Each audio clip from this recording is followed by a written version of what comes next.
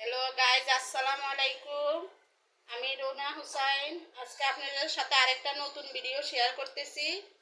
আমি আজকে পুঁইশাক দিয়ে তেলাপিয়া মাছ দিয়ে কিভাবে ঝোল রাঁধতে হয় ওইটা আজকে আপনাদের সাথে শেয়ার করব।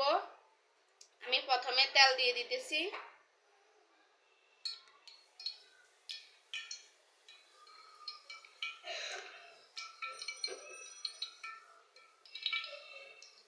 আমি এখন প্রথমে দিয়ে দিব পেঁয়াজ কুচি,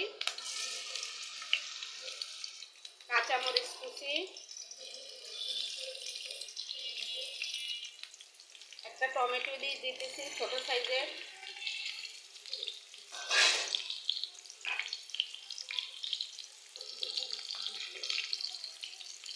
আমি এখানে লবণ দিয়ে দিব।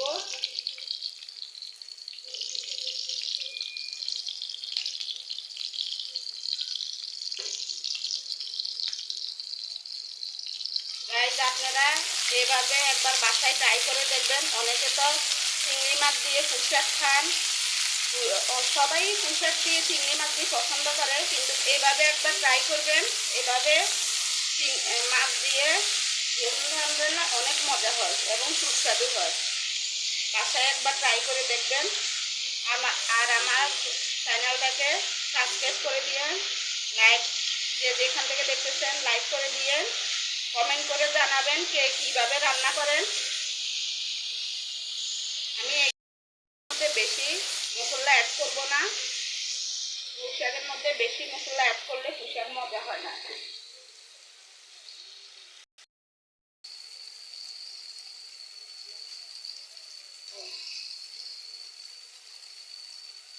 আমি এখন রসুন বাটা দিয়ে দিতেছি 1 টেবিল চামচ।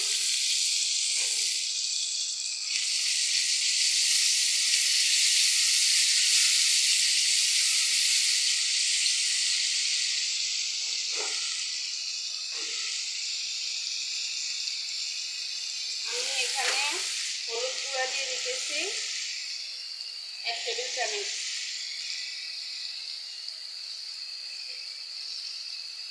পুঁইশাকের মধ্যে ঝাল দিলে মজা নয়, বেশিরভাগ কাঁচামরিচ দিয়ে রান্নার চেষ্টা করবেন, তাহলে পুঁইশাকটা অনেক মজা হয়। আমি 1/2 টেবিল চামচ মরিচের গুঁড়া দিয়ে দিতেছি। আপনারা মরিচের গুঁড়া না দিলেও, বাচ্চারা যেহেতু খাবে, মরিচের গুঁড়া না দিলেও পারেন। আমি তারপরে 1/2 চামচ দিচ্ছি। আমি এখানে এখন একটু পানি অ্যাড করে দিব।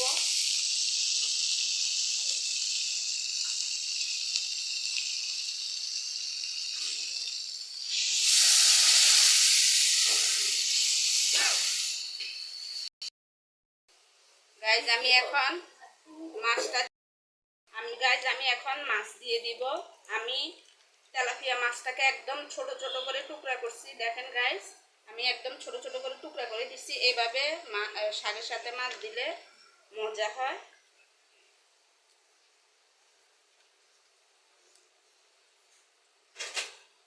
আমি এখন মাছটাকে কিনে ছেড়ে দিব। মাছটা একটু 5 মিনিটের জন্য কষানোর জন্য দিব। আমি এখন ঢাকনাটা দিয়ে দিব। 5 মিনিটের জন্য আমি ঢাকনাটা দিয়ে দিলাম। গাইজ, আমি আবার ঢাকনাটা উঠিয়ে নিলাম।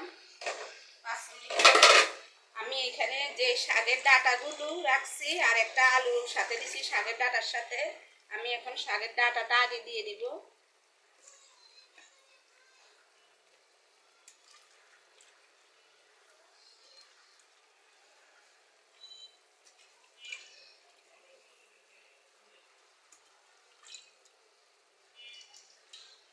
আমি শাকের ডাঁটাটা দিয়ে দিলাম।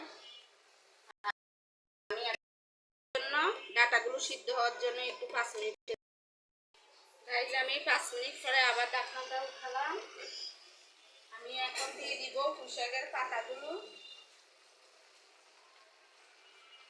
পুঁইশাকের পাতাগুলো দিয়ে দিচ্ছি পরে।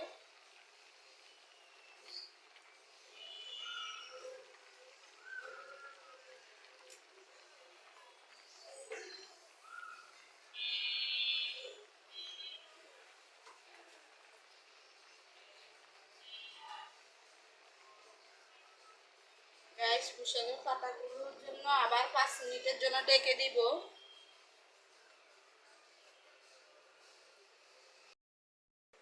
গাইস আমি আবার 5 মিনিট পরে ঢাকনাটা উঠিয়ে দেখবো। দেখেন আমার শাকটা সিদ্ধ হয়ে গেছে এবং হয়েও গেছে। আমি এখন আফুরা পাইয়ারা দেখছেন শাকটা ঝোল ঝোল সিদ্ধ হয়ে গেছে। আমি কোনো পানি ইউজ করিনি, শাকের পানি বের হয়ে ওটা হয়ে গেছে। আপুরা ভাইয়ারা বাসায় একবার হলো এই শাকটা ট্রাই করে খেয়ে দেখবেন। চিংড়ি মাছের থেকে এই যে কোনো মাছ দিয়ে এভাবে ভুনা করলে শাকটা অনেক সুস্বাদু আর মজা হয়। গাইস যে যেখান থেকে দেখতেছেন লাইক কমেন্ট শেয়ার করে দিবেন, সাবস্ক্রাইব করে দিবেন আমার চ্যানেলটাকে। আমার শাক দেখেন কি সুন্দর লোভনীয় জল জল হয়ে গেছে। আমার রেসিপিটা এখানে শেষ, রান্নাটা হয়ে গেছে। আল্লাহ হাফেজ আজকের জন্য।